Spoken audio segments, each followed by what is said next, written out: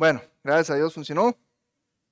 Esto es para que me ponga un poquito más nervioso todavía, eh, pero contento de estar una vez más con ustedes, tener esta bendición de poder compartir la palabra de Dios. Eh, Hoy vamos a continuar en el pasaje que terminamos el domingo anterior, ¿verdad? En Mateo capítulo 12. Entonces les pido que por favor puedan ir a ese pasaje en sus Biblias, se las traen. Si no tienen una Biblia, como siempre, pueden levantar su mano y algunas de las personas que están ahí en la mesa de información les van a traer una que pueden utilizar durante el servicio. A ver, que esto gire un momento aquí. Ok. Entonces, vamos a orar. Señor, queremos darte gracias por este tiempo que tenemos para compartir como familia, como hermanos, Señor. Ayúdanos, Señor, a estar cada vez más conscientes de esta realidad, de que es que somos una familia, no es como una familia, es una familia en ti, Señor. Tú eres nuestro Padre, tú nos has adoptado, nos has comprado con un precio altísimo, Señor, el precio de tu propia sangre, para que podamos ser uno en Cristo, Señor. Tú eres la cabeza de la iglesia, nosotros somos miembros, Señor, de este cuerpo local, que también es parte de una iglesia que está en todo el mundo, Señor. Gracias por eso, gracias porque sabemos que no merecemos esta bendición, pero tú aún así nos has permitido, Señor, formar parte de ella, Señor. Pedimos en esta mañana, como siempre, Señor, que nos ayudes en nuestra debilidad, Señor, que nos socorras en nuestra tendencia, Señor, muchas veces de ignorar lo que tú quieres hablarnos o de distraernos con cosas que hoy mientras estemos aquí, y esa es nuestra petición, Señor, unánimemente queremos pedirte que nos ayudes a prestar atención a tu voz, Señor. No a las opiniones de Daniel o del que está a la par, ni las mías propias, sino lo que tú quieres hablarnos, Señor. Tú conoces nuestro corazón, tú sabes de qué tenemos necesidad, Señor, y queremos escuchar, Señor. Sabemos que quieres hablarnos, Padre. Oramos por todo esto, oramos por la llenura de tu Espíritu, Señor, por tu mano sobre este lugar, Señor. No permitas distracciones, no permitas obstáculos, Señor, sino que seas tú hablando, Señor. Gracias una vez más, porque sabemos que eres un Dios bueno que quiere guiarnos, Señor. Y venimos aquí a buscar esa guía, a crecer, a ser edificados, Señor, lo cual sabemos que es tu voluntad. Gracias una vez más, te adoramos, te alabamos, como siempre, Señor. Vamos a poner esto en práctica en nuestra vida, lo que vamos a ver, que todo sea para gloria tuya únicamente. En el nombre de tu Hijo Jesucristo, oramos. Amén. Amén. Bueno, entonces en el pasaje anterior estuvimos viendo el versículo 1 al versículo 8 del capítulo 12 de Mateo. Vimos esta interacción entre Jesús y los fariseos en ese campo de trigo. Estuvimos comentando que ellos iban caminando, de repente les dio hambre y empezaron a arrancar trigo y a frotarlo con sus manos para sacar la parte comestible y a comérselo. Y los fariseos empezaron a acusarles, a decirle a Jesús, tus discípulos hacen lo que no es lícito en el día de reposo. Entonces Jesús les recuerda, ¿verdad?, que había ya un precedente de el Señor, de Dios, poniendo la necesidad del ser humano, ¿verdad?, de personas comunes y corrientes, sobre la ley incluso ceremonial que él había dado. Mucho más, esto iba a ser cierto acerca de las tradiciones. Si Dios estaba dispuesto a que un hombre comiese del pan que no podía comer cuando tenía hambre, también iba a estar dispuesto a, o debería el pueblo de Israel estar dispuesto a que un hombre, ¿verdad?, sacie su necesidad, aun cuando tenga que invalidar o contradecir las tradiciones de las personas que no hayan sido establecidas por Dios. Y esto es algo que yo creo, y quiero hacer un paréntesis aquí, es importante para cada uno de nosotros. Porque así como ellos lo hacían, y vamos a ver en este pasaje también, establecían sus tradiciones, sus pensamientos, su lógica, como la ley de Dios, como la palabra de Dios, muchas veces lo vemos alrededor nuestro, ¿verdad? Uno quisiera pensar que tal vez en esta iglesia no pasa, pero a veces escuchamos comentarios de personas que dicen, no, ¿cómo es posible? Si eso es pecado, ¿dónde dice que es pecado? No, no, yo creo que no es lo más adecuado. Yo creo que a mí me han enseñado, o según la cultura deberíamos respetar, tener estos límites. Ok, eso es diferente a decir es pecado, o ponerlo como si fuese la palabra de Dios.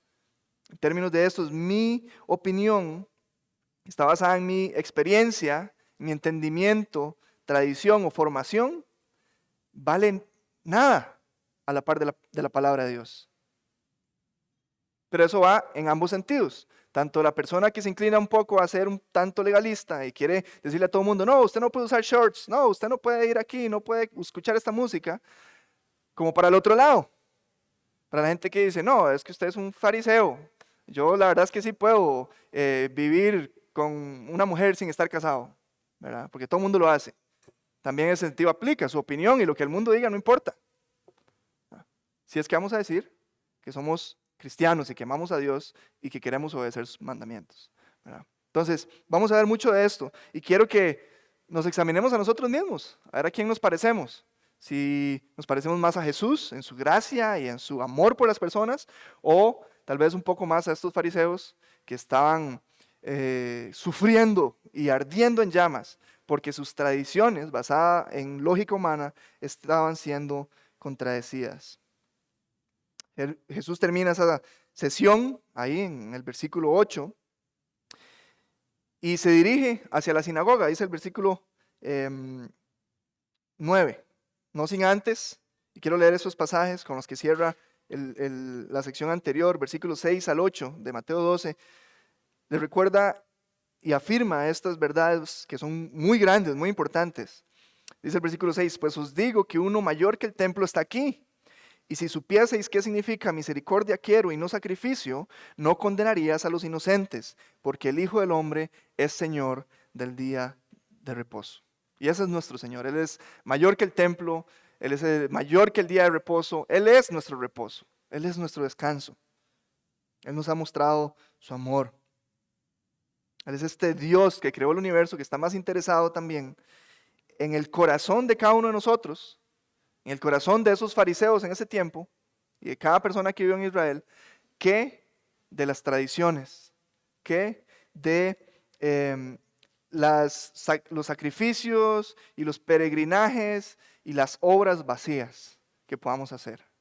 Y es el mismo principio para cada uno de nosotros. Vamos a hacer 1000 cosas como individuos y como iglesia, pero si detrás de esas cosas no hay un corazón apasionado por el Señor, que realmente quiere servir al Señor y amar a las personas, para el Señor es algo que Él vomita. Y lo vemos así en la palabra. Él dice, estoy hastiado de sus sacrificios.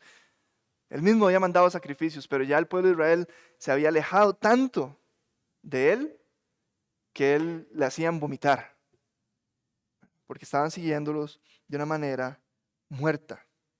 Pero nos dice el versículo 9, pasando de allí, vino a la sinagoga de ellos. Jesús concluye ese encuentro, ¿verdad?, con los fariseos en el campo y se dirige a esta sinagoga en la cual al parecer estos fariseos con los que él había estado hablando eran parte del liderazgo, ¿verdad? Porque vemos que se los va a topar más adelante. Dice en la sinagoga de ellos, con los que estaba hablando hace un momento. Y es algo que es notable también, ¿verdad? Porque con todo el contexto, esta frase donde dice la sinagoga de ellos nos da a entender algo también, ¿verdad? No dice, no, fueron a la sinagoga de esa ciudad o fuimos a nuestra sinagoga, por ejemplo. No dice la de ellos, la de estos fariseos, ¿verdad? Tanto en el pasaje anterior como en este vemos que había un contraste muy grande entre las cosas que eran de ellos, de los fariseos, y las de Jesús. La interpretación de la ley de ellos y la interpretación de la ley de Cristo era muy diferente. La compasión que ellos tenían por los seres humanos y la que Cristo tenía. Las prioridades de ellos y las prioridades de Cristo. Completamente diferente. Ahora vamos a ver que incluso esta sinagoga, ellos se habían apropiado de ella. Y lo que se hacía ahí era la voluntad de ellos, no la voluntad de Dios. Lo que se decía, lo que se hablaba, lo que se priorizaba, igual iba a estar contaminado, por decirlo así, o guiado por su entendimiento, por sus tradiciones, por su corazón, que realmente no buscaba a Dios. Vamos a ver que no porque Jesús y los discípulos quisieran, pero este iba a ser un territorio enemigo. Ellos iban a entrar ahí y iba a ser un ambiente hostil. Jesús realmente no va a ser bienvenido. Estas sinagogas eran los edificios donde se celebraban las reuniones solemnes de los judíos. Incluso hasta el día de hoy hay sinagogas todavía. Empezaron a existir en el tiempo del exilio en Babilonia. Antes de eso no era necesario. Había un templo a donde ir, a donde ofrecer sacrificios, oraciones, alabanzas. Pero al ser exiliados no tenían acceso al templo y empezaron a construir estas sinagogas donde podrían hacer sus servicios, que en realidad no tienen mucho sentido sin el templo, ¿verdad? Pero que vemos también que Jesús participaba también de las reuniones en las sinagogas y por eso creemos que es un lugar donde también, o que no estaba tal vez en contra de la voluntad de Dios, de una manera tal vez así. La voluntad de Dios siempre fue que se reunieran en el templo, pero el problema aquí no era eso, sino que incluso si eran en el templo, en las sinagogas, igual lo que se estaba practicando era una religión muerta. Recordemos que Jesús no era cristiano, él era judío. Entonces él se reunía también en esas sinagogas en su ciudad. Él asistía ahí, era donde aprendían, donde crecían y donde iban a hacer también oraciones, ¿verdad? Todos los días de reposo se reunían, los días que habían festividades e incluso también, ¿verdad? No necesariamente era obligatorio, pero habían reuniones el segundo y quinto día de cada semana. Y nos podemos imaginar a Jesús asistiendo desde pequeño, ¿verdad? A estas reuniones. Esas reuniones donde se leían las escrituras, se interpretaban las escrituras, se le daba significado, se cantaban alabanzas a Dios. Podríamos decir que tal vez en las actividades que se hacían era bastante semejante a lo que hacemos nosotros aquí. Estudiamos las escrituras, las interpretamos, cantamos, ¿verdad? Tenemos comunión unos con otros. Sin embargo, aquel de quien probablemente ellos hablaban todos los días, que era el Mesías, siempre pasaban hablando de eso, ¿verdad? El Mesías que iba a venir a liberar, que iba a dar redención al pueblo de Israel, iba a entrar en este lugar, en este edificio de hombres, como una persona que no era grata, un visitante no grato. Era la sinagoga de ellos, ¿verdad? Tanto así que el Mesías iba a llegar ahí y iba a ser rechazado, cuando en realidad debía ser la sinagoga de Jehová. Por eso el Hijo del Hombre debió ser aceptado ahí, pero fue rechazado. Y haciendo esa misma comparación entre las sinagogas y las iglesias, igual, todavía dentro de este pequeño, gran paréntesis, que nuestra iglesia no cometa el mismo error. Yo sé que aquí todos hemos encontrado familia, hemos encontrado relaciones, personas que nos cuidan, que nos aman, que oran por nosotros. Y tenemos que cuidar eso. ¿Por qué? Porque nuestra carne siempre tiende hacia modificar las cosas a nuestro propio entendimiento, a lo que nosotros queremos, a lo que nosotros creemos que necesitamos y no a lo que la palabra de Dios dice. Pero que nuestra iglesia sea diferente a ese tipo de sinagogas e iglesias que existen hoy en día que son así también. Que ese lugar sea donde no solo se hable de Jesús, sino que sea exaltado, que se le adore en espíritu y en verdad, como sabemos que es su voluntad. Que sea el lugar donde el Espíritu Santo de Dios no sea contristado. Que podamos más bien adorarle y que sea un olor grato para Él todo lo que hacemos y no que tenga que estar viéndonos chismear entre nosotros o hacer caras malas o que, uy, ya viene ese, ya viene esa. Que no lo vemos así, pero eso entristece al Espíritu Santo. Que este sea un lugar donde Él sea reverenciado. Que sea la iglesia de Cristo, no nuestra. Esta no es la iglesia de nuestro pastor José, ni de ninguno de nosotros. No es la iglesia de Calvary Chapel. Es la iglesia de Cristo. Pero esto implica que necesitamos prestar atención a sus palabras. No hay otro modo en que esta sea la iglesia de Cristo, que se haga la voluntad de Dios, si no estamos prestando atención a lo que la palabra de Dios dice. Y si no la estamos recibiendo con corazones abiertos, ansiosos por conocerlo a Él. Pues de nuevo, por eso la palabra misma dice que ella es un espejo. Es donde podemos compararnos y ver si nos parecemos a los fariseos o si nos parecemos a Jesús, nos parecemos a sus discípulos. Quiero parecerme a Jesús cada día más. Y esa es mi oración para cada uno de nosotros hoy. Entonces él entra en esta sinagoga, dice el versículo 10 aquí. Y aquí había allí uno que tenía seca una mano. Y preguntaron a Jesús para poder acusarle. ¿Es lícito sanar en el día de reposo? Y aquí es donde empezamos a ver ese contraste que mencionaba antes. Dice que había un hombre que tenía una mano seca. Entre estos hombres que probablemente estaban reunidos ahí esperando que comenzara el servicio, o ya había terminado, no lo expresa el pasaje, había uno que tenía una discapacidad. No se nos dice desde cuándo. Hay algunos casos en los que nos dice, ¿verdad?, que una persona había sido ciega toda la vida o tantos años había tenido esta enfermedad, pero en este caso no nos dice, simplemente tenía la mano seca. Por algún motivo, ya sea congénito o adquirido, algún accidente o enfermedad, lo que haya pasado, tenía su mano seca y no la podía abrir. Ahí por algunos interpretan que podía haber sido el brazo, más que todo porque generalmente cuando pasa eso, la enfermedad tiende a afectar todo el brazo, pero en los 3 pasajes donde se nos menciona esto, que es aquí en Mateo 12, en Marcos 3 y Lucas 6, solo nos dice que tenía la mano seca. Este hombre tenía esta discapacidad que probablemente le impedía llevar a cabo su vida con normalidad. Tal vez usted podría decir, pero era una mano nada más. Era una mano. Es muchísimo. Si usted, ¿verdad? Tal vez por ahí andaba alguien cortado hoy, que se cortó un dedo, pero usted sabe lo mucho que eso afecta, la forma en la que nos desenvolvemos, en la forma en la que podemos hacer cosas y muchísimo más trabajar. Esto probablemente afectaba a este hombre de un modo que incluso le podía impedir trabajar en la mayoría de los pocos trabajos que había en ese momento. Tenía mucho que ver con el campo, ¿verdad? Y cosas así, pero probablemente no podía hacerlo o no de la misma manera.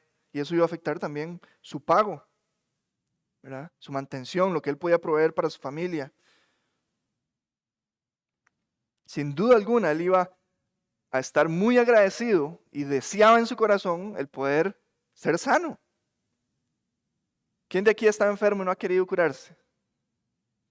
Creo que todos, eso es lo que oramos cuando estamos enfermos. Y sí, oramos que el Señor haga su voluntad, pero nuestro deseo es ser curado. Y cuando vemos a alguien entre nosotros que está enfermo, ¿qué es lo que deseamos y lo que oramos por esa persona? Que sea sanado.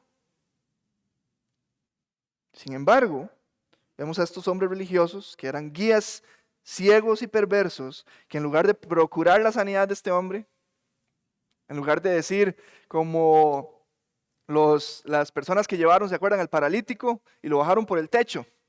Ellos decían, no, este hombre lo puede sanar, yo voy a hacer lo que sea necesario para llevar a este hombre. La Biblia en realidad no nos dice que eran sus amigos o que lo conocían de antes, pero más amigos que eso, ¿verdad? Está difícil, pero ellos hacen lo que sea posible por llevar a este hombre a Jesús para que sea sanado. El ejemplo que tenemos aquí es todo lo contrario.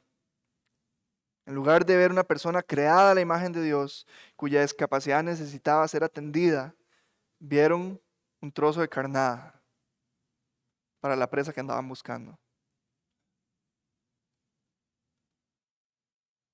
Y así vamos a ver también que esto iba mucho más allá de solo una religiosidad extrema, porque hay gente que lo ve así, es que eran muy religiosos, nada más. No, era una oscuridad espiritual, una ceguera espiritual tremenda lo que ellos tenían, que se habían desensibilizado por completo en su corazón. Y lo vemos en ese pasaje porque dice que le preguntaron a Jesús para acusarle, para poder acusarle. Ellos no estaban preguntándole a Jesús, ¿será que usted lo puede sanar? Ve a este hombre, cómo ha sufrido, está aquí entre nosotros. Y es muy interesante que ellos sabían antes de que Jesús llegara incluso que él iba a querer sanarlo, que iba a querer ayudarle. ¿Verdad? En el pasaje de Marcos dice que le prestaban mucha atención a ver si lo iba a sanar. Ellos sabían que Jesús iba a querer hacerlo. Pero pensaban usar la bondad por la cual incluso ellos conocían a Jesús para atraparlo, para acusarlo. Y el objetivo de ellos no era ni siquiera que sus tradiciones no fuesen transgredidas, ¿verdad? El objetivo de ellos no era que Jesús dijera, uy, no, sí tienen razón, mejor no lo sano.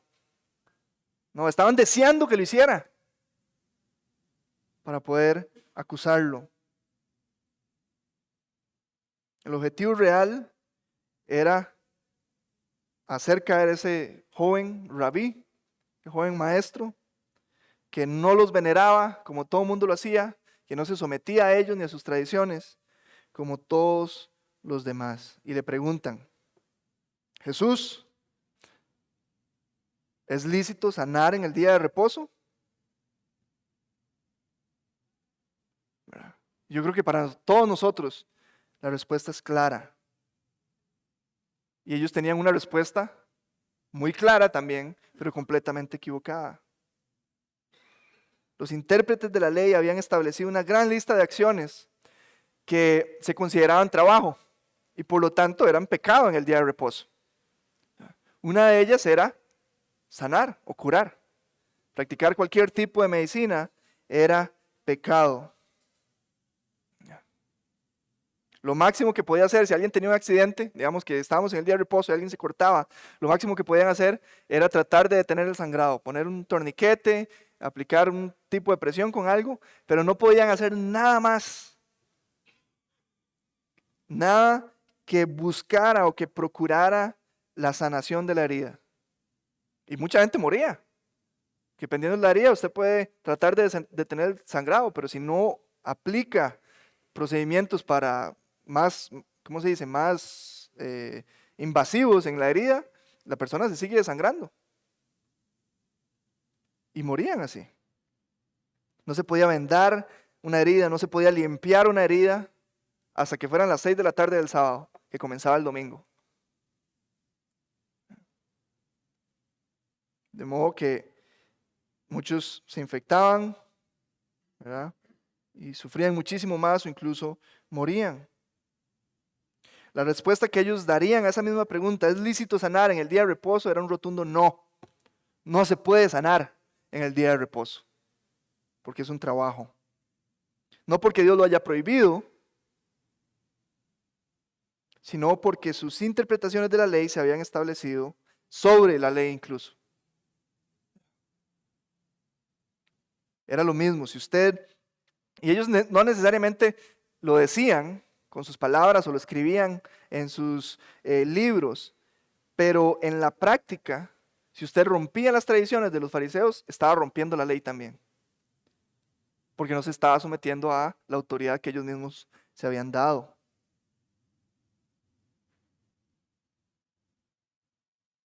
En este caso, ellos van detrás de un objetivo que es acusar a Jesús de trabajar en el sábado. Y vemos que repetidamente intentan orillar a Jesús a contradecir, a romper, a transgredir la ley. No solo sus tradiciones, sino la ley. Cosa que nosotros sabemos que no iba a pasar y nunca pasó. Mateo capítulo 5, versículo 17, el mismo Jesús lo aclara, ¿verdad? No piensen que he venido a abrogar la ley o los profetas, no he venido a abrogar, sino a cumplir. Él era más bien el cumplimiento de la ley. Sabemos que él nunca pecó, por lo tanto nunca transgredió la ley. Él es a quien la ley apuntaba, a ese ser perfecto, sin mancha. Y ellos estaban buscando hacerle caer. ¿Cuál es la respuesta que Jesús da a esta pregunta? ¿Es lícito sanar en el día de reposo? Les dice en el versículo 11, Él les dijo, ¿qué hombre habrá de vosotros que tenga una oveja y si ésta cayera en un hoyo en el día de reposo no le eche mano y la levante? Pues, ¿cuánto más vale un hombre que una oveja? Por consiguiente, es lícito hacer el bien en los días de reposo. Y Jesús viene en este punto a señalar la inconsistencia de sus mismas tradiciones. En el Talmud, ¿verdad?, que estaba formado por 2 libros, y ya se lo hablamos el domingo pasado, creo que lo mencioné. Unos de ellos eran tradiciones orales recopiladas y la segunda parte eran comentarios de esas tradiciones. Pero eso llegó a ser como la ley para ellos casi. Ahí se ofrecen esas interpretaciones demasiado específicas. Si ustedes en algún momento, y pueden hacerlo, no hay problema, el asunto es que tengan claro con el objetivo que van a ir a estudiarlo. Si usted va a ver, hay instrucciones demasiado específicas acerca de lo que se puede hacer y lo que no se puede hacer con respecto a cada ley, no solo en el día de reposo. Son súper detalladas, pero de nuevo, extrabíblicas, su opinión, ¿verdad?, acerca de lo que debería hacerse o no hacerse. Sin embargo, al ser interpretaciones de hombres, están viciadas por las perspectivas de cada persona. Incluso en el segundo libro, ¿verdad?, ahí se recopilan como, por decirlo así, debates, ¿verdad?, acerca de opiniones y posiciones en cuanto a la ley. Y el Sabbat no es una excepción. Esas tradiciones con respecto al Sabbat, al sábado, provenían de un montón de excepciones. Tenían un montón de cosas. Decían, usted no puede trabajar, no puede hacer nada que sea trabajo, y esta lista de aquí son trabajos. Pero tenemos también estas excepciones aquí. Y había muchas. Por ejemplo, usted no podía atar un nudo en el día de reposo porque era trabajo, usted estaba trabajando. No podía agarrar una cuerda y atarla. No podía tomar una cuerda y atarla a un balde. Pero las mujeres usaban cinturón y necesitaban atar su cinturón. Entonces ellas sí podían atar un nudo en su cinturón. Pero entonces si usted necesitaba atar una cuerda a un balde, entonces usted le pedía a una mujer que atara un cinturón a la cuerda y el otro extremo al balde. Entonces yo sé que suena ridículo, pero así vivían. Así era.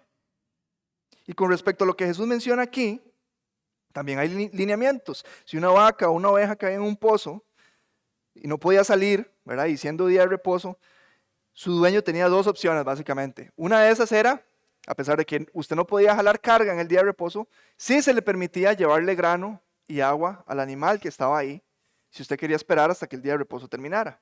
Si no, había otro pasaje donde decía que usted podía cargar o mover cobijas y almohadas, porque necesitaba dormir con ellas. Entonces usted podía acumular una gran cantidad de cobijas y almohadas, ir y ponerlas en el agujero para ayudarle al animal a salir, o incluso ponerle la sábana al animal y tratar de jalarlo con la sábana. Eso no era trabajo, porque las sábanas y las almohadas estaban permitidas, ¿verdad? Entonces está eso, y un rabí pregunta, al llevar las telas y los cojines para ese uso, porque hay otra regla que se llama la preparación para el día de reposo, que básicamente dice que ellos tenían que hacer todo lo que necesitaban hacer para estar preparados en el día de reposo, ¿verdad? En cuanto a comida, lo que necesitaran, todo usted tenía que hacer todo lo que pudiera, ¿verdad? Y solo podía usar aquello que había preparado. Entonces, él pregunta, si yo llevo un montón de almohadas y sábanas, estaría rompiendo ese mandamiento, porque en realidad no lo preparé para ir a sacar ese animal de ahí. Y entonces, un rabí que se llama Rab, ¿verdad?, así se le dice, Rab sostiene, esto lo dice el Talmud, que la ley rabínica prohíbe la no preparación para el Sabbat, lo que acabo de mencionar. Pero hacer sufrir a un ser vivo es una prohibición de la Torá, o sea, la ley de Dios. Y un asunto prohibido por la ley de la Torá viene y anula el asunto prohibido por la ley rabínica. Entonces ellos sí tenían un concepto de que la ley de Dios era superior a sus tradiciones, pero solo cuando les convenía, solo cuando les servía. Entonces en este caso sí aplica eso. ¿Por qué? Porque una oveja valía plata. Se había invertido esfuerzo, se había invertido dinero en esa oveja. Y si la oveja se muere ahí, ahogada, ¿verdad?, o atrapada, entonces se pierde dinero. Entonces ahí sí, pongamos las excepciones que se necesiten para poder recuperar nuestro bien o el bien de nuestro hermano israelí, nuestro hermano judío. Sin embargo, el sanar o curar a una persona no era permitido. Se podía evitar que se muriera desangrado, nada más.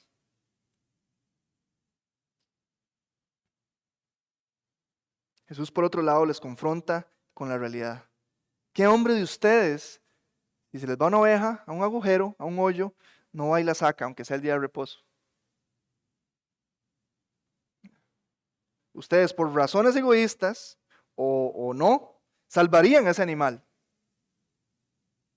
A pesar de la prohibición, tomarían ese animal y lo sacarían del hoyo en el que cayó. sea porque no quieren perder su inversión o porque quieren evitar el sufrimiento del animal como lo manda la ley, ustedes lo harían sin dudar. Pues, ¿cuánto más vale un hombre que una oveja? ¿Cuánto más vale la vida de un hombre que una oveja? Por todo lo que hemos visto hasta ahora, sabemos que para ellos, en la práctica, la respuesta iba a depender. Ellos probablemente en su mente iban a decir, bueno, depende. Si la oveja es mía, vale más la oveja. Si es de otra persona, entonces sí vale más tal vez el ser humano. No lo iban a tener en papel, escrito, ni iban a decir públicamente que esa era su opinión, pero en la práctica sí vivían.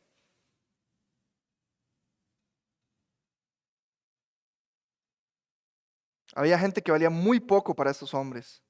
Si era gente que no era de su clase, de su estrato, ¿verdad? Esa palabra, estrato socioeconómico, de su región, había mucha discriminación, ¿verdad? Los de Judea discriminaban a los de Galilea y viceversa, y ni hablar de los samaritanos, o incluso los gentiles, peor aún, ¿verdad? Ellos preferían estar muertos que ser gentiles, por ejemplo. Pero por los animales que eran de su posesión, sí valía la pena contradecir sus tradiciones y aferrarse a esas excepciones ahí, por más ridículas que fueran. Ahora, la respuesta de Jesús a esta pregunta es la misma pregunta. Y su respuesta está en la pregunta. Es una pregunta retórica, ¿verdad? Esa pregunta no busca una respuesta, sino que la contiene. ¿Cuánto más? La respuesta es infinitamente más. Esa es la respuesta de Dios. Infinitamente más vale la vida de un hombre que una oveja. Yo sé que muchos de nosotros aquí amamos los animales que tenemos en casa, que Dios nos ha permitido tener. Los cuidamos, nos gozamos con ellos, nos gozamos cuando están bien, cuando ponen caras todas tontas y nos reímos. Nos dolemos cuando están enfermos y mucho más si fallecen. Yo sé, y no está mal. Pero dicho eso, desde hace bastante tiempo ya hay una moda, ¿verdad? Y es una cosmovisión, diría yo, de algunas personas, de un grupo que está creciendo cada vez más y más, que valoran más el bienestar de un animal que el de un ser humano. Y para ellos suena así, chivísima, decir, no, si usted se está ahogando y mi perro también, yo salvo a mi perro. Y yo no es que venga aquí con el afán de ofender a nadie, pero si usted piensa así, espero que sí se ofenda y se incomode. En serio. Porque es una mentalidad diabólica. Y ya dice, fariseo. ¿Por qué diabólica? Porque es contraria, completamente contraria a la forma de pensar de Dios. Y lo que va en contra de la palabra de Dios es diabólico. Y no es mi opinión. Es lo que Dios dice aquí. Jesús mismo lo está diciendo. Por supuesto que Dios aborrece cuando los animales sufren. Y hay consecuencias. Si usted hace sufrir a los animales, también Dios aborrece eso y usted va a tener consecuencias.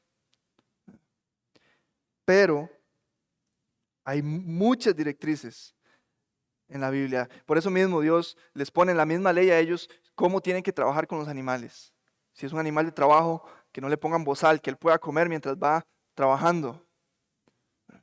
No los maltraten, que los mantengan con cuidado. Decía, si usted ve un burro caído, ¿verdad? En el piso, no puede levantarse porque la carga es muy pesada, lo que sea, y es de su enemigo, aunque sea su enemigo, levántelo. Eso es lo que dice la ley. Usted va a decir, no, ese es de ese desgraciado, que lo va a estar levantando yo el burro, ¿verdad? Pero Dios dice, o sea, no piensen en su enemigo, piensen al animal que está sufriendo ahí. Hay directrices porque Dios se preocupa por eso, pero de ahí a poner el bienestar, el valor, la estima de un animal sobre el de una persona, estamos hablando de cosas completamente diferentes.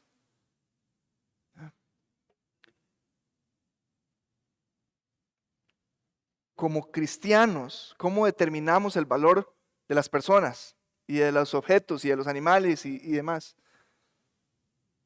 Como cristianos, y ese es el punto aquí. ¿Cuánto vale algo? ¿Cómo se determina el valor de las cosas? Yo puedo venir y decirle, vean, esta Biblia, usada por Daniver, ¿verdad? Uy, qué gran cosa. ¿Cuánto vale esta Biblia? Lo que alguien esté dispuesto a pagar por ella. A veces hay cosas que uno dice, ¿cómo la gente paga tanta plata? Bueno, eso vale porque alguien paga por eso, ¿verdad?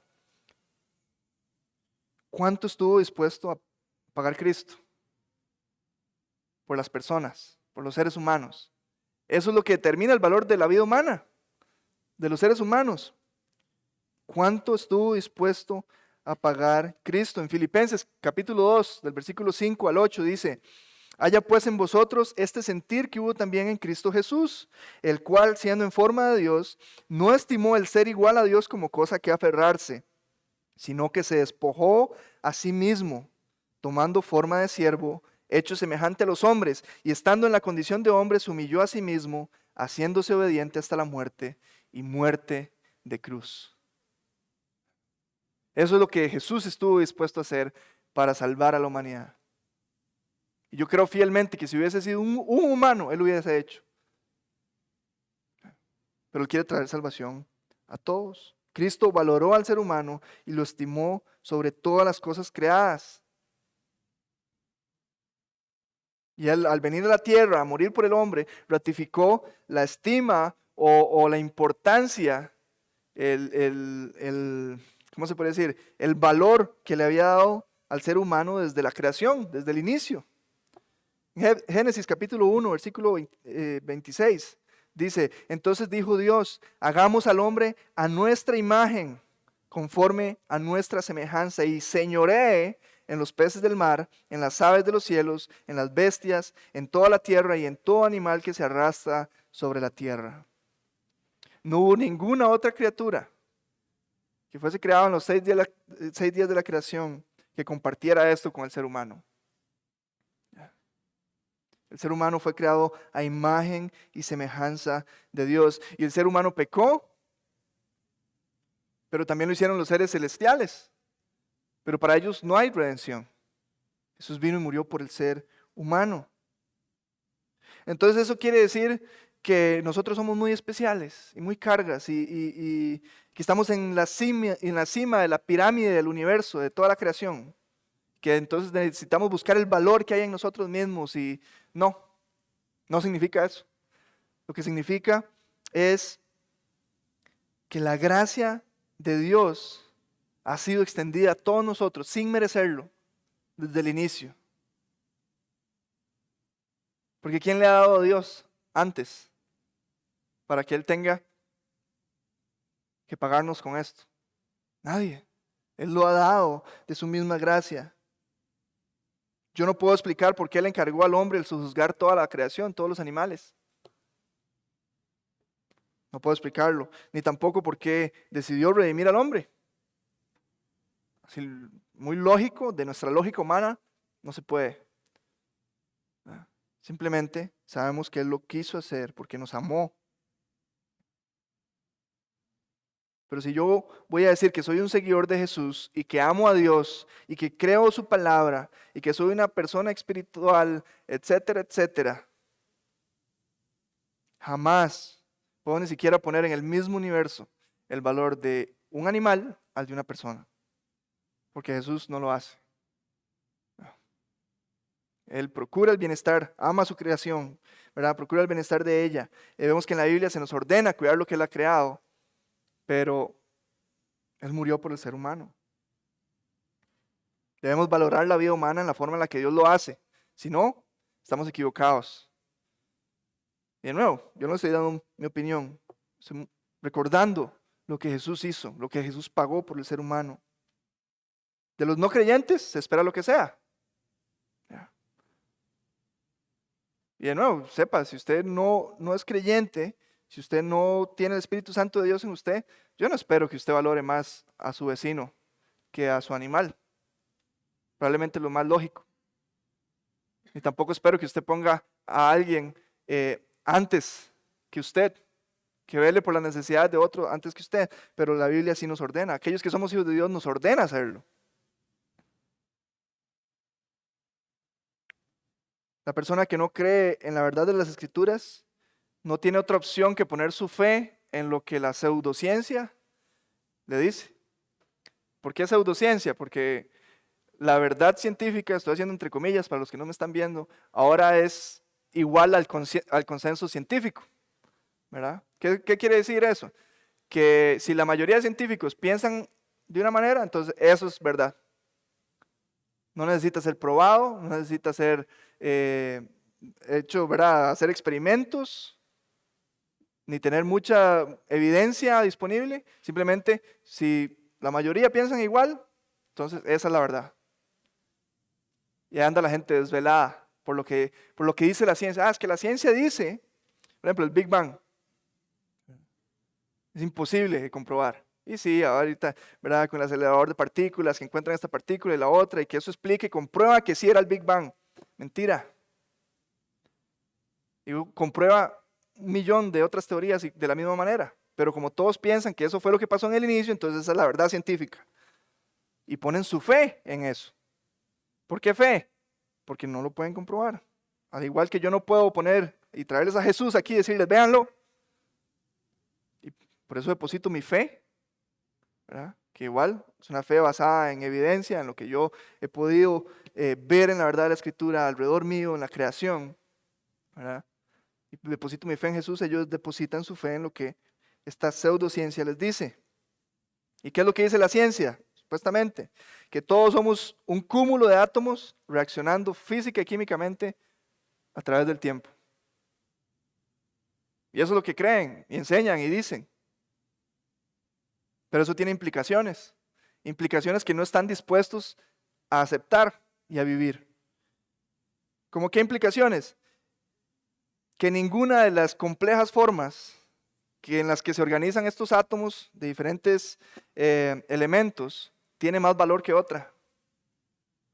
Entonces esa mesa que está ahí son átomos, igual, reaccionando física y químicamente a través del tiempo, así como lo soy yo supuestamente.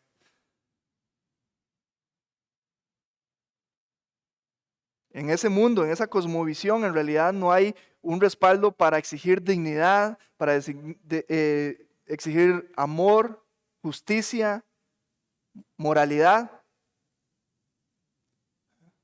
Pero entonces aceptan esa verdad como si fuera verdad, pero es una cosmovisión completamente insostenible. ¿Por qué? Porque este mundo sí exige, nuestra conciencia nos exige justicia, nuestra conciencia nos dice que tenemos cierta dignidad y la exigimos de los demás. Pero ellos dejan decir que todos somos átomos nada más, reaccionando así hasta que en algún momento, ¿verdad? Nos vamos a expandir y tender al desorden hasta que todo el universo se destruya. Pero si quieren que los respetemos y si quieren que los tratemos con dignidad y que no tomemos sus posesiones. Pero no hay ningún respaldo para ese tipo de cosas en una cosmovisión como esa. Entonces es insostenible, incongruente.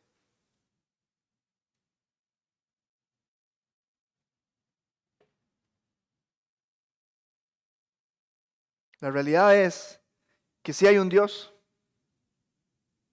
Esa es la verdad. Que nos guste o no, valora la vida y toda la vida. Sobre todo la vida humana.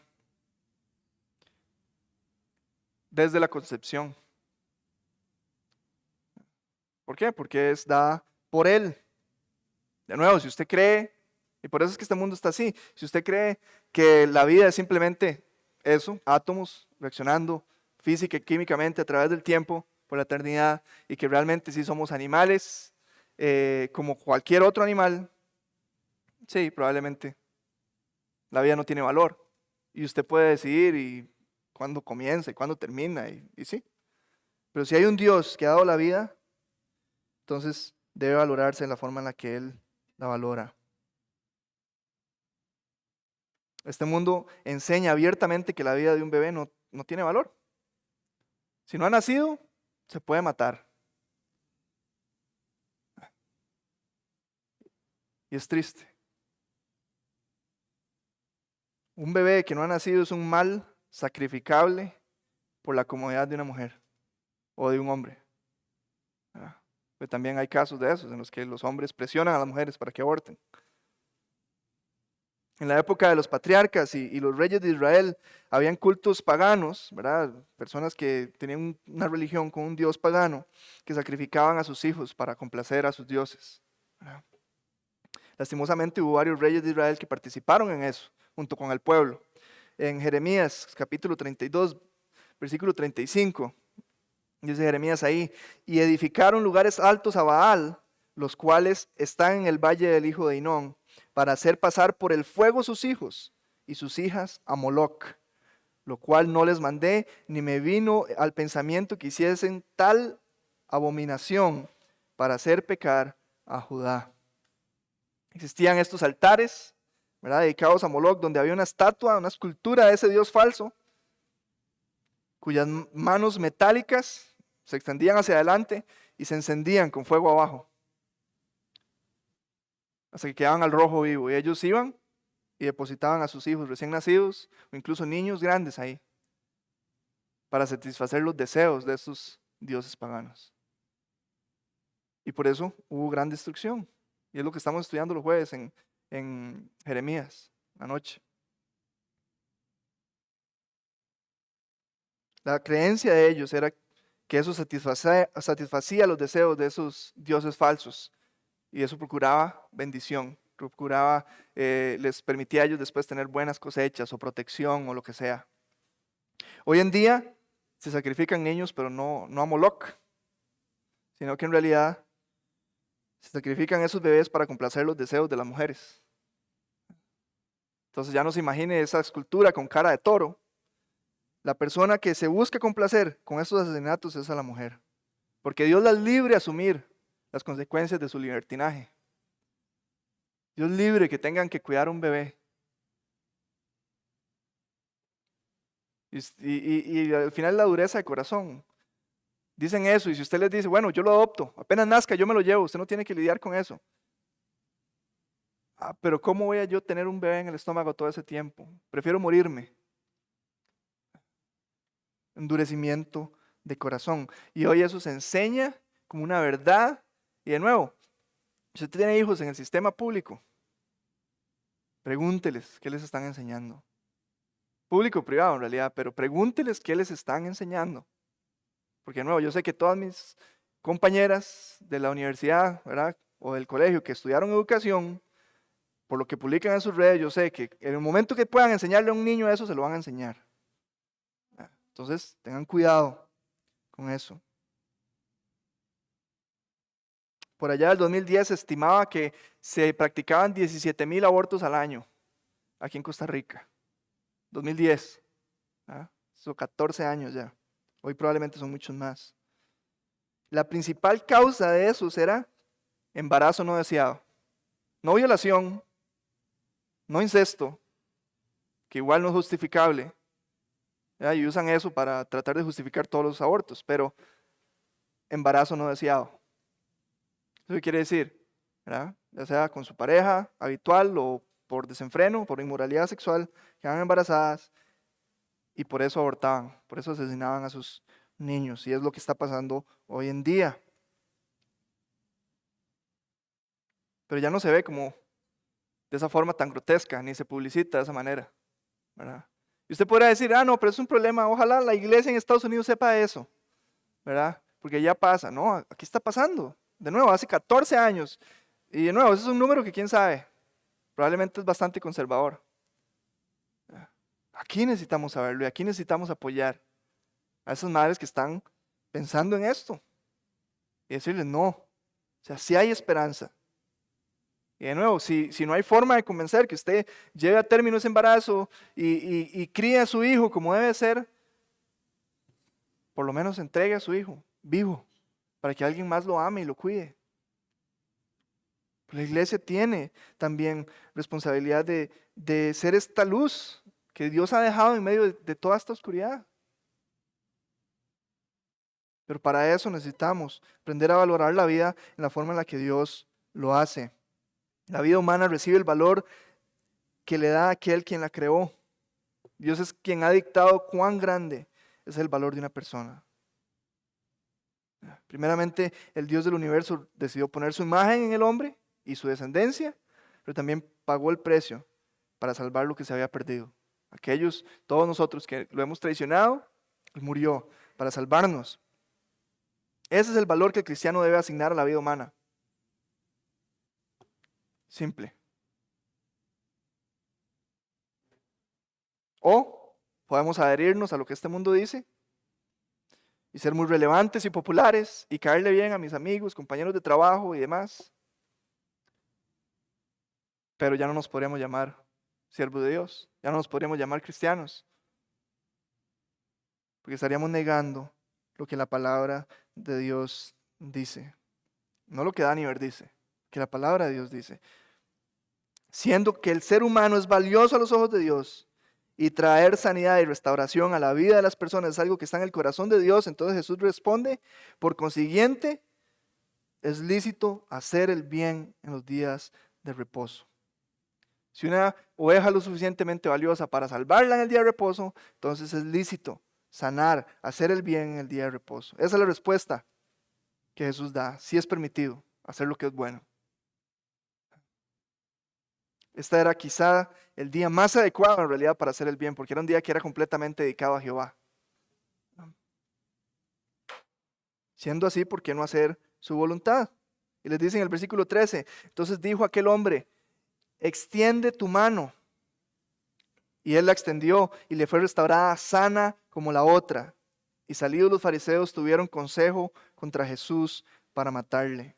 2 puntos importantes aquí. Jesús ve a este hombre en necesidad y quiso sanarlo. Pero este es uno de esos casos en las Escrituras en las que Jesús le pide a la persona que haga algo. No sé si ustedes han prestado atención a eso. Hay muchos milagros en los que la persona no hace nada. Simplemente Jesús lo sana.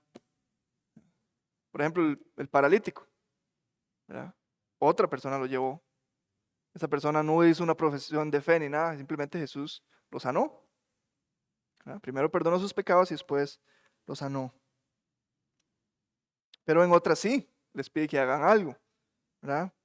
Como la ves, una historia bastante peculiar donde toma tierra, escupe en su mano, hace un barro y se lo pone en los ojos y le dice, bueno, vaya, lávese, ¿verdad? Y la persona recibe la vista, ¿verdad? En este caso, Jesús le pide a este hombre que haga algo que es completamente imposible para él hacerlo. ¿Cuántas veces cree usted que ese hombre había intentado estirar su mano en su vida? Para ver si esta vez sí se iba a abrir y no podía. Es imposible. Y él le dice, extiende tu mano. Y quiero que quede claro, el poder de Dios no está limitado o sujeto al ser humano, ¿verdad? Ni tampoco esa obra de abrir la mano tiene parte en la sanación. Es completamente el poder de Dios. Pero sí se convierte en una demostración de fe, ¿verdad? De Jesús, yo llevo años, o tal vez nunca he podido abrir esta mano. Pero si usted me lo está diciendo, yo sé que puede suceder. No contribuye en nada a la sanidad en sí, pero se convierte en esa demostración de fe. Este hombre podría haberse molestado con Jesús pensando, este man se está burlando de mí. ¿Cómo me dice que abra la mano? Y de feria me señala la que tengo mala. Pero no lo hace. Él creyó que Jesús podía restaurar su mano y lo hizo, ¿verdad? Porque vean el orden, eso es importante. No dice Jesús restauró su mano sana como la otra y le pidió que la extendiera. No, pidió que extendiera su mano y al hacerlo, la sanó. Su mano seca fue restaurada, sana al estado de la otra, a través del poder y la misericordia de Jesús. ¿Y cuál es la reacción? Felicidad, fiesta. Yo, por supuesto, el hombre que había sido restaurada su mano, por supuesto estaba feliz. Pero los de alrededor, ¿cómo estaban? Dice el versículo 14. Y salidos los fariseos, tuvieron consejo contra Jesús para destruirle. Esa fue su reacción. Sabiendo que esto era un milagro y que no tenían con qué acusarle, les toca unir sus cabezas para ayudarse a algo. Y si no podían deshacerse de los milagros, no podían atrapar a Jesús en sus palabras, entonces se iban a deshacer del mismo Jesús. Y eso llegó hasta la cruz. Más adelante vamos a ver que una de las cosas que se les ocurre es empezar a decir que estas señales y milagros Él las hace en el nombre de Belcebú, que es el diablo que le da el poder a él para hacerlo.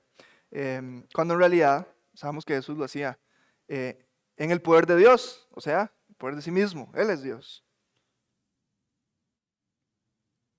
Tal vez usted se pregunta si Dios hace este tipo de milagros ahora. Y mi respuesta es que sí. Alrededor de nosotros vemos a cada rato cómo Jesús restaura la salud de personas. Muchas veces se lo atribuimos a medicamento, a los estiramientos que hacemos y como sea, está bien. Yo sé que Jesús no, ¿verdad? No se va a poner ahí celoso porque usted...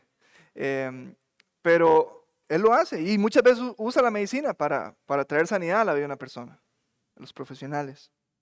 Pero por supuesto que sí. Siempre y cuando sea la voluntad de Dios, Él puede sanar hoy, ¿verdad? Pero hay un pastor muy famoso, probablemente aquí deben haber 3 Biblias de estudio, un promedio a nombre de él, y él dice que uno tiene que ser estúpido para creer que suceden milagros hoy en día, ¿verdad? Y es completamente falso. La gente lo respeta porque tiene renombre. Ahí si quieren saber, después me preguntan. MacArthur se llama. Sí. ¿Por qué? Porque él cree que no, que ya ese tipo, Dios no actúa de esa manera, no puede. Pero nosotros lo que vemos en la evidencia y en la palabra, porque es el asunto, la palabra nunca ha dicho que los dones del Espíritu van a cesar. Esa es la única falsa enseñanza que no tiene un solo versículo para torcer. Todos los demás usted busca, el Evangelio de la Prosperidad, bueno, ahí busca un versículo y lo tuercen, sí, pero el cesacionismo no tiene ni uno solo. Es puro entendimiento, lógica humana y historia de la iglesia, pero es falso. Dios puede sanar, puede usar una persona para orar por usted o puede hacerlo sin que nadie ore. Puede usar medicamentos o puede hacerlo sin ninguna intervención de ese tipo. Siempre y cuando sea su voluntad. Puede ser la voluntad de Dios, y yo sé que esto puede ser fuerte, pero puede que Dios tal vez no quiera sanarme de una enfermedad que yo tengo. Es posible. Pero ¿cuál es el punto ahí? Pablo dice que él oró 3 veces para que le fuese quitado el aguijón en su carne y Jesús le dijo, bástate mi gracia. La gracia de Jesús, la gracia de Dios es suficiente a pesar de la enfermedad, a pesar del sufrimiento. ¿Ah? Y yo sé que es difícil de escuchar cuando tal vez estamos pasando por algo, por una enfermedad, pero es cierto. La gracia de Cristo es suficiente. Entonces lo que necesitamos hacer es seguir orando. Yo nunca, no voy a detenerme de orar por alguien que está enfermo. Siempre voy a orar, pero siempre voy a orar por la voluntad de Dios en su vida. Y voy a orar sobre todo para que mientras esa persona esté enferma, pueda aferrarse a la gracia de Dios y tener esa convicción y decir, sí, la gracia de Dios es suficiente. La gracia de Dios me basta. Porque sé que los años que pase aquí, con dolor, con malestar, no se comparan a la gloria que ha de venir. El hecho de que un día voy a estar libre de toda enfermedad y toda lágrima va a ser enjugada. Ya no va a estar. ¿Ya? Entonces, si usted es una persona que tiene una enfermedad, recuerde esto. Ore con fe y pídele al Señor que le sane, pero sobre todo, ore también de esa manera. Pero hágase tu voluntad, Señor, hágase tu voluntad. Si no es una sanidad milagrosa, lléveme al lugar correcto donde me puedan recetar los medicamentos que necesito. Y si no es a través de ese medio tampoco, ayúdeme a aferrarme a su gracia. Que sea suficiente para mí. Y eso se vuelve un testimonio también para los demás. Cuando vemos una persona que camina todos los días aferrada a Jesús a pesar de su dolor, se vuelve un ejemplo tremendo para los demás. Pero hay una sanidad mucho más grande que el Señor quiere y desea hacer en todas las personas. Y ya con esto voy a terminar. Y no es una sanidad como esta, porque ese hombre recibió su mano y por allá si se cortó otro día, ¿verdad? Ya, o igual llegó a morir, ¿verdad? Pero es incluso es una resurrección de entre los muertos, lo que Jesús quiere hacer en todos los seres humanos. Y yo sé que aquí hay muchos que han pasado de muerte a vida porque han creído en Cristo. Y quizás hay alguien aquí que se va a molestar por lo que voy a decir, pero si usted no ha creído en Cristo, ¿y a qué me refiero con creer en Cristo? Con reconocer no solamente la existencia de Jesús y su deidad, sino también lo desesperadamente pobre que es usted espiritualmente, que somos todos espiritualmente. Si usted no ha podido reconocer eso, no ha podido reconocer que no hay cosa en usted, en su persona, en su historia, en su voluntad que agrada a Dios, no hay una sola cosa. Que todas sus obras, aunque sean buenas, son hechas mientras su corazón está en completa y activa rebeldía en contra de Dios. Porque ese es el asunto. Usted dice, bueno, es que él no es tan malo, pero rechaza a Cristo. Eso es lo que la palabra en Juan capítulo 3 dice, ¿verdad? Y no van a la luz porque aborrecen la luz. No van a Cristo, no es que son neutrales. No, yo con Jesús, ahí de lejitos, Él me cae bien y todo. No, la Biblia dice que si usted no va a Jesús y no va a la luz es porque lo aborrece. No va a la luz para que sus obras, porque sus obras son malas y no quiere que sean reprendidas.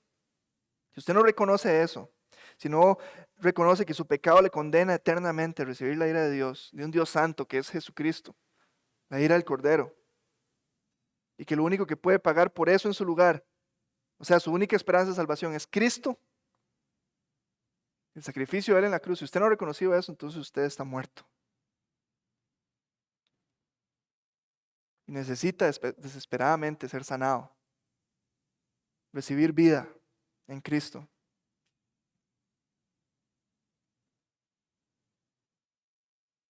Dios va a pagar justamente a cada persona.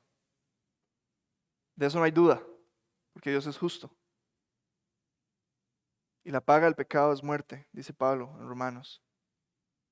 No solo muerte física, sino muerte espiritual por la eternidad. Entonces, si yo tengo la esperanza y certeza de que no voy a recibir la condenación, es porque Cristo ya la recibió, no por ninguna otra cosa. No por cómo me porto, ni por si hago esto en el día de descanso o no, o porque me he visto de esta forma, o porque voy a Calvaricela en lugar de ir a tal iglesia. No es por nada de eso, es por lo que Cristo hizo en la cruz. Pero si yo decido rechazar eso, tengo que saber también que voy a permanecer condenado para siempre. Hoy, usted quizás, al igual que ese hombre, ¿verdad? Él llegó a la sinagoga y probablemente ni se le pasaba por la mente que iba a tener la oportunidad de extender su mano ese día. Quizás usted está así hoy. Vino aquí porque alguien lo obligó, porque ya estaba cansado de que lo invitaran, o porque sí, porque me gustan los cantos y es súper lindo y me caen bien, o no sé, lo que sea. Tal vez usted vino por una razón como esa. Y así como Jesús le ofreció a ese hombre la oportunidad de extender su mano, le ofrece hoy a usted la oportunidad de poner su confianza en Él y recibir vida eterna. Esta invitación Él la ha extendido a todos nosotros. El hecho que yo pueda decir que usted está muerto y que yo no quiere decir que yo sea mejor o que me merezca estar vivo, ni mucho menos. Simplemente, en un momento, Él me extendió esa invitación a mí y yo decidí poner mi confianza en Él. Esa es la única diferencia. Y es lo que el Señor invita a cada uno de nosotros aquí. Usted por ningún medio va a poder estirar su mano, hablando espiritualmente. Por ningún medio usted va a poder restituirse a usted mismo en una relación con Dios. Por medio de sus obras, abstinencia, voluntad. Nada de eso va a hacer que usted sea salvo o que usted tenga una relación sana y en buenos términos con Dios. Sino solamente creer en Jesús.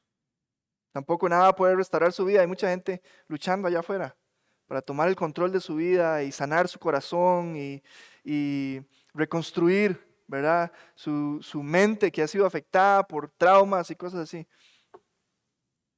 Son medidas temporales que no valen de nada. Si al final, cuando me muera, voy a vivir cosas 1000 veces peores por la eternidad. Sabiendo que es justo que lo pase. Entonces, antes de terminar, quisiera ofrecer esta oportunidad. Si hay alguien aquí que no tiene a Cristo, ahorita vamos a orar para terminar este estudio, pero también voy a dar la oportunidad. Este Jesús que caminaba por ahí con autoridad para decir: yo soy el amo del día de reposo, yo soy más grande que el templo. Después en Hebreos vemos que él dice que es más sublime que los cielos, el sumo sacerdote que nos convenía, santo sin mancha. El creador del universo es el que está hoy aquí ofreciendo esta oportunidad, diciendo, o sea, somos enemigos porque usted quiere, por lo que usted ha hecho, porque usted me ha traicionado, pero yo le amo y he muerto por usted. ¿Y qué es lo que tenemos que hacer nosotros? Creer, depositar nuestra confianza en Él. Y esta es una oportunidad para que si alguien aquí no lo ha hecho, lo haga. Y ¿sabe qué es lo lindo? Que no importa lo que haya pasado antes. Hay gente que se enoja cuando uno dice que, no sé, que Stalin y Hitler, si se hubiesen arrepentido, irían al cielo, ¿verdad? Dicen, ¿qué? ¿No puede ser posible? Pues sí. ¿Ya? El asunto es que usted cree que usted es mejor que ellos. Y sí, en ciertas, ¿verdad? En un sentido sí lo es, pero todos hemos pecado, constante, abierta y activamente en contra de Jesús. Por eso merecemos la condenación. Pero Jesús ofrece el perdón de pecados, y cuando Él perdona los pecados, nos quita por completo y nos ve y nos hace, de hecho, no solo nos ve, nos hace una nueva criatura. Yo no sé qué ha hecho usted. Tal vez usted es una de esas personas que ha cometido aborto, o ha presionado a alguien, o ha mal aconsejado a alguien para que lo haga, o ha puesto su propio interés sobre la vida de un ser humano.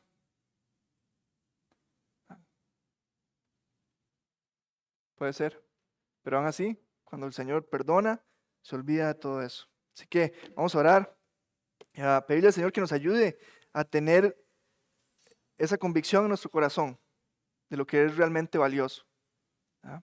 Y podamos defenderlo y cuidarlo y hacer la obra de Cristo, porque eso es lo que somos ahora, somos sus manos en este mundo que está tan dolido y tan oscuro como lo estamos viendo.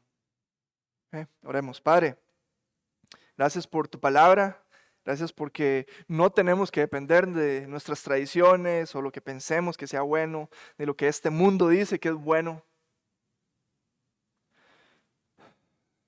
Tenemos tu palabra para guiarnos, Señor. Y en ella encontramos que moriste por nosotros.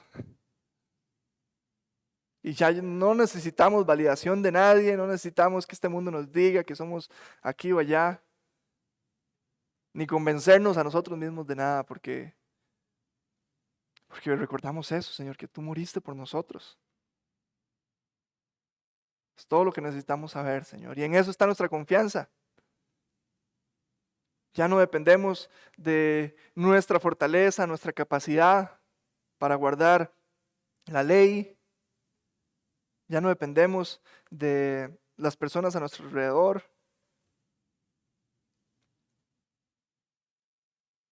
Dependemos de ti, Señor, de lo que tú hiciste, de tu gracia y misericordia, Padre. Y te agradecemos, porque así es. Gracias por tan grande amor, Señor, que nos has salvado, moriste en la cruz por nosotros, has preservado tu palabra y tu evangelio hasta el día de hoy, a pesar de los intentos del enemigo de deshacerse de ella. Hoy la tenemos aquí, la podemos estudiar, Señor. Hoy estamos aquí, tenemos la certeza de que realmente moriste en la cruz por nuestros pecados y resucitaste el tercer día, Señor, para revivirnos contigo juntamente. Gracias porque tenemos vida, porque tenemos esperanza en ti, Señor. Ayúdanos a hacer nuestro papel en este mundo. Tú nos dijiste que íbamos a ser como esa ciudad sobre un monte que nadie puede dejar de ver, como esa luz que se pone alto en la habitación para que ilumine todo. Ayúdanos a ser fieles representantes tuyos, Señor. Que podamos sanar al herido, ayudar al necesitado, Señor. Podamos poner a otros antes que nosotros mismos. Podamos compartir tu evangelio, Señor, con pasión.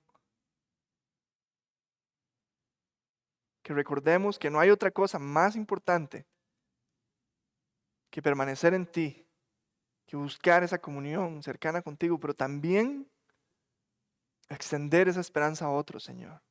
Que en medio de nuestras labores, nuestro estudio, nuestras actividades, Señor, no solo en medio, sino que todo eso, Señor, esté cubierto por nuestra relación contigo, Señor. Que no hayan lugares donde sí y otros donde no. Que no seamos hipócritas, sino que en todo lado, Señor, vivamos como tus hijos, Señor. Como dice el apóstol Pedro, que si hemos de invocar, si hemos de decir que tú eres nuestro Padre, que vivamos con temor todo el tiempo de nuestra peregrinación aquí, porque somos peregrinos, Señor. Un día ya no vamos a estar aquí, Señor. Pero queremos, mientras llega ese día, que vamos a representarte bien, que podamos mostrar tu gracia y tu misericordia, predicar tu evangelio, Padre. Y te pido, Señor, si en este momento hay alguien aquí que no ha depositado su confianza en ti, sigue confiando en su bondad o cualquier otra cosa, Señor, que tu Espíritu Santo sea convenciendo también de la necesidad que tenemos cada uno aquí de ti.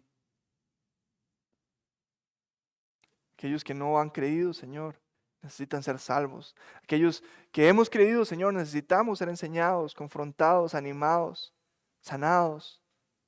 Todos necesitamos de ti, Señor. Y en este tiempo, Señor, si hay alguien que no te ha conocido, Señor, queremos también que haya esa oportunidad.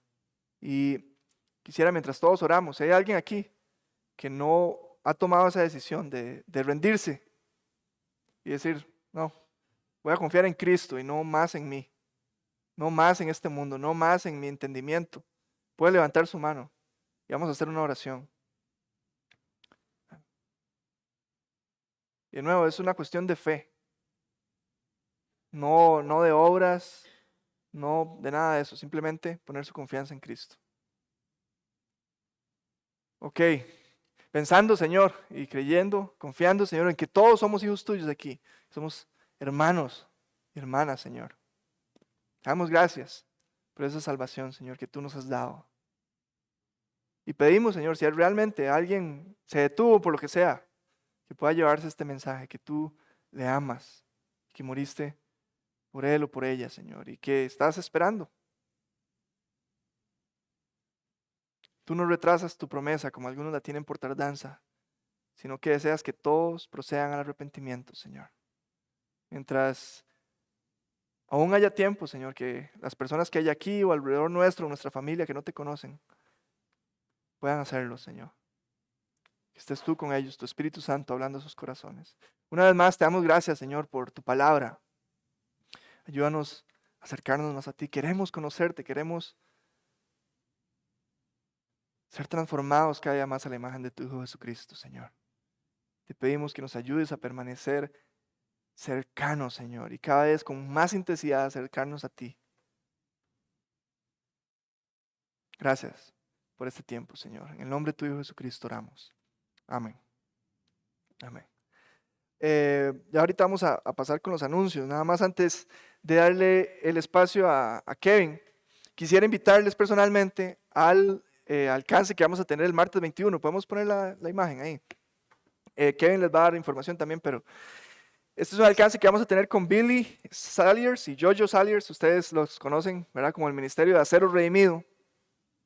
Para contarles, si no lo saben, estas dos personas son campeones de este programa de History Channel que se llama Desafío sobre Fuego, o Fortune Fire en inglés. Ellos fueron al programa, ganaron, se dedican a esto tiempo completo.